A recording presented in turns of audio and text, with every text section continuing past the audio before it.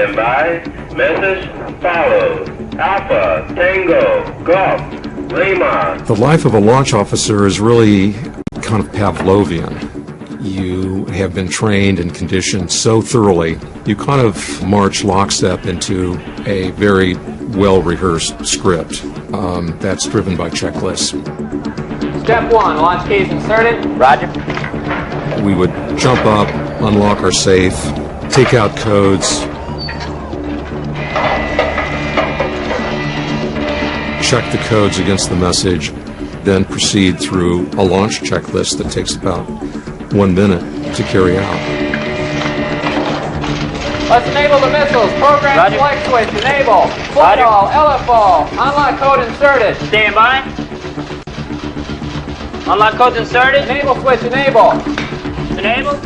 At the end of that process, two of you turn keys and launch up to 50 missiles at the Soviet Union and or China.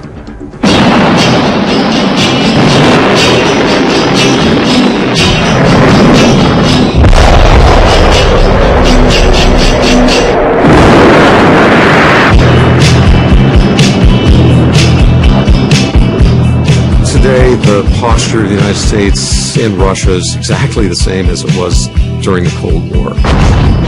So if the orders went down right now, 20 years after the fall of the Berlin Wall, it would take about 2 minutes to launch all of the U.S. nuclear ballistic missiles out of their tubes in the Midwest. About that length of time for the Russians to do the same, and then it would take another 10 to 12 minutes for everything else that's on launch ready alert to be fired.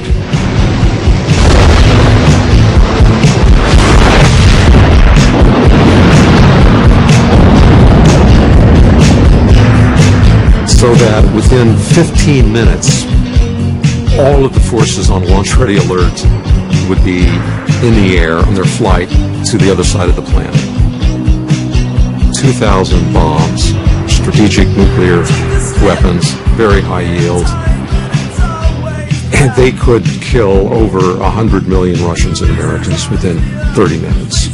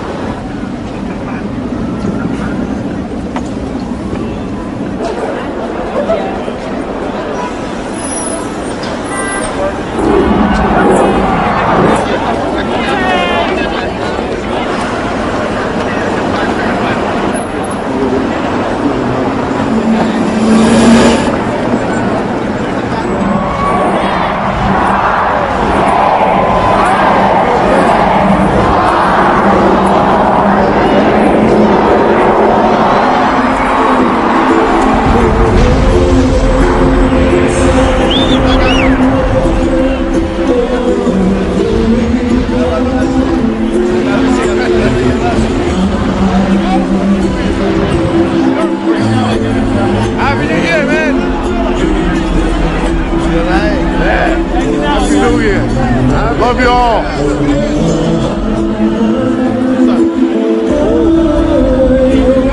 You want to get back on post?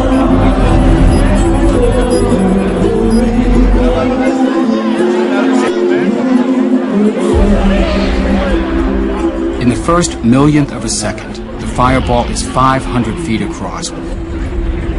Within 10 seconds, it would grow to over 1 mile. The temperature would rise to 20 million degrees Fahrenheit, hotter than the surface of the sun. The blast would generate winds in excess of 650 miles an hour. Forces of that magnitude can destroy anything that people can build. Strongest buildings would be reduced to rubble. Tens of square blocks would just be melted, would just be evaporated. Everything would be vaporized. The buildings, the cars, the trees, the people, the upper level of the earth itself.